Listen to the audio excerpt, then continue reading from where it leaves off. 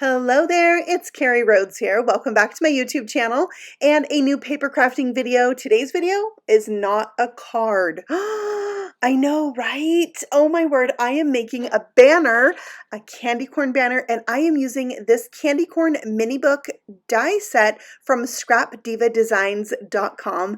When I saw this giant candy corn die, I was like, oh my word, all the things I could make. And I don't know if you know this about me, but I absolutely love to make banners. I love it. And it's been a while since I've made one. So I really wanted to make a candy corn banner with this particular die set. This is the first thing I've ordered from Scrap Diva Designs, and I'm pretty excited about it. They will use these dies to create little mini albums. And I've never really done that before. I mean, I've made some like mini scrapbooks and things, but I think I kind of like it. Like, should I try that?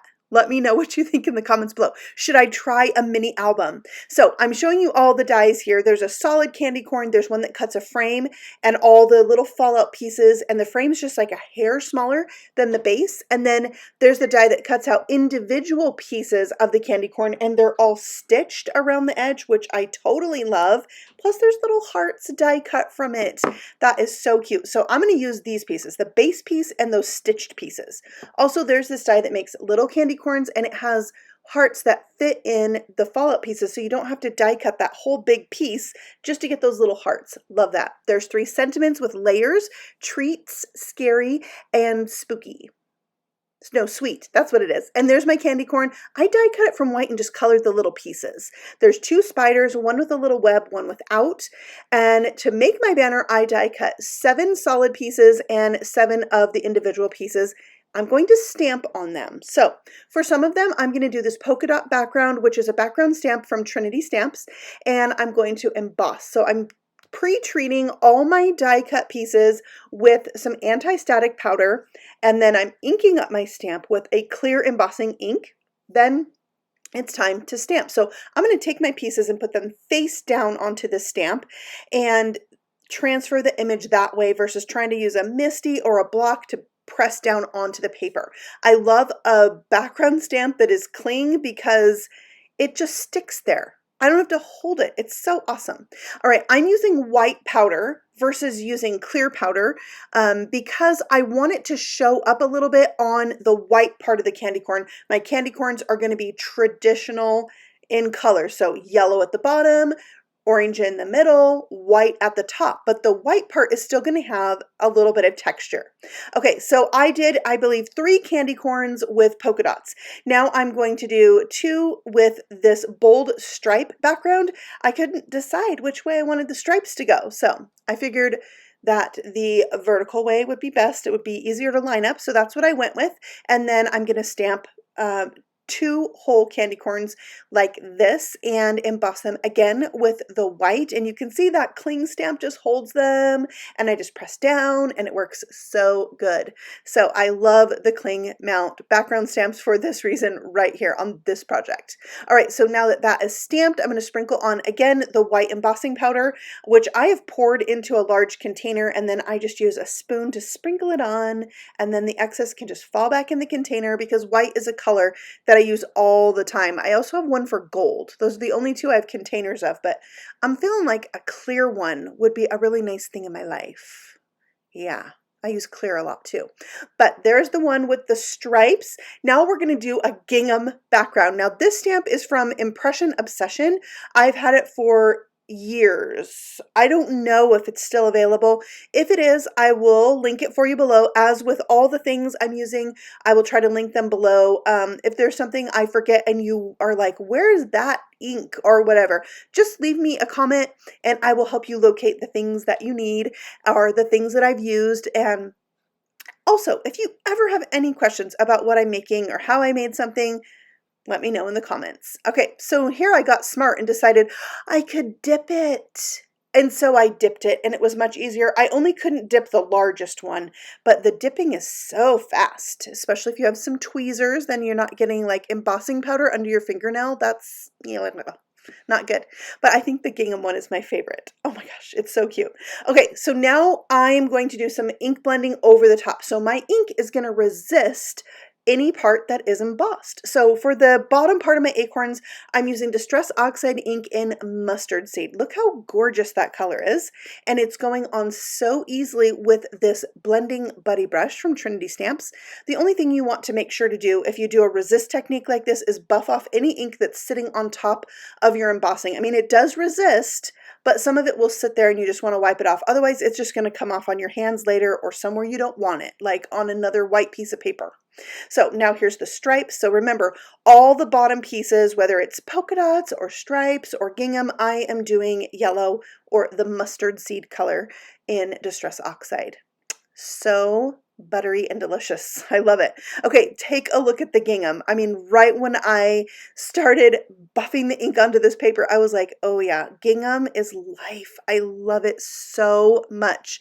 Do you think it's a little like played? Is it a little outdated? I hope not, and I don't care. I love it. It's so cute. So cute. Okay, so for the middle section, they're all going to be orange, and I couldn't use anything but carved pumpkin, right? Yeah. Plus, it's a new color to me. I didn't have it, and this year I was like, oh my gosh, how have I lived this long and not had carved pumpkin Distress Oxide ink in my life? I fixed it right away. I needed it. It's a gorgeous color, and there it is on the stripes and polka dots, and then also the gingham. I'm going to gingham all the things. It makes me so happy. Okay, so here's all the candy corns put together and they're all matchy. But I thought it might be more fun for my banner to mix and match. So each candy cane is going to have stripes and it's going to have polka dots and it's going to have gingham, at least most of them. There's only a couple that get a repeat, but it's still fun. And all I need to do now is glue them down onto that large base piece. Super easy because there's the solid die. But think about this. Think about making like a shaker banner or a shaker card with that frame. Yeah, you could easily put this candy corn on like an A7 size card or make it a shape card itself. Like, I can't wait to play more with this die set and maybe make a mini book, mini album. So I inlaid some black glitter hearts on those, and then I'm showing you I die cut the small candy corn from white glitter paper, and then I'm using my Copic markers and that chisel tip to color up the different sections so they're all candy corn colored, and they're so darn cute. I mean, you could use these little candy corns on every little thing, you know, like on the inside of a Halloween card. Drop a few in there. So cute. All right, so I did several of these. Like 6 of them. I ran the die through 3 times, I think. I don't know. But I had plenty to play with. And now I'm just going to decorate each of those banner pieces. So some are getting words, some are getting candy corn, some are getting spiders. The spiders are black glitter paper. The wording is black glitter paper on cardstock. And my banner is going to say sweet treat. Although this banner isn't really the kind of banner that has a word spelled out or, you know, a greeting spelled out or something. It's just cute. It's just fun. It's just Halloween and I love it. So I am not exactly sure where I'm going to hang this yet. I have like a little sidebar in my kitchen. That's what I call it, the sidebar. And I like to have it be like a coffee place or a smoothie place or something. So I'm going to make a little station, and I have decorations for this for Halloween, but I wanted this banner to go there, but I also got this other thing to hang. So I still have to kind of figure that out, but I want it to go there. For now, it's hanging in my playroom because my 15-year-old is having a little get-together carving pumpkins and stuff and snacks and movies tonight. So it's hanging there. All right, so now I brought in this die set that is what you use to turn your die cut pieces into mini books. And you're going to attach these to each of those die cuts, and then you put rings through them, like book rings, and then you can flip the pages of your candy corn book. Oh my word. But also it works fabulous as a place to attach your ribbon to your banner because you want to weave the ribbon through. Otherwise, if you just punch a hole in the top of your candy corn, it's going to turn sideways. That's not as cute. So I put a little extra paper at the bottom to kind of pop this up, and that's the only part that I glued down. Then I can put the ribbon in and out. You can see how it's woven through there, and then it's going to lay flat when I hang it up. Very cool, right? Okay, so I'm just putting a loop at the end. Oh, I wanted to point out that if you've watched any of my videos in the last month, You know, I got this glitter ribbon at the thrift store and I've been using it like crazy for Halloween projects, for Christmas projects. It's like organza ribbon with glitter in it and it's delish. I believe it was from Stampin' Up! At some point.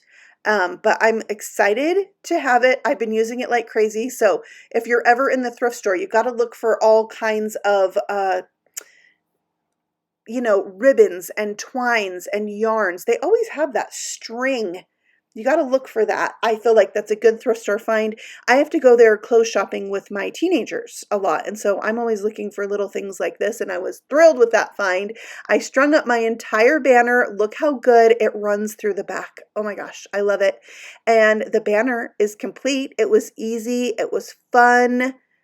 It's so festive, so Halloween. So for now, for picture purposes, I placed it here on my mantle so you could see. I have a different banner that I hang there with the leaves. It says spooky. I made it a really long time ago. But you might notice in these pictures, right above this banner, there's some wooden letters that say boo.